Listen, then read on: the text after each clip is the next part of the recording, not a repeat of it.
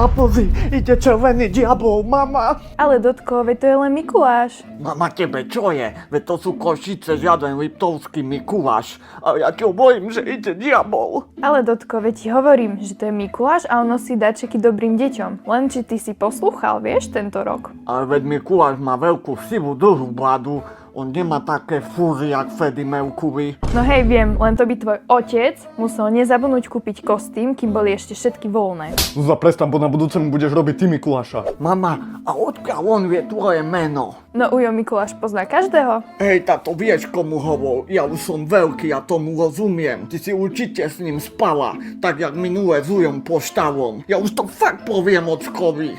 Zuzá, to nemyslíš vážne, čo teraz povedal, Dotko? Ja keby som nevedel, že to je prezrečený ocko, ale si vybavím aspoň bohaté Vianoce.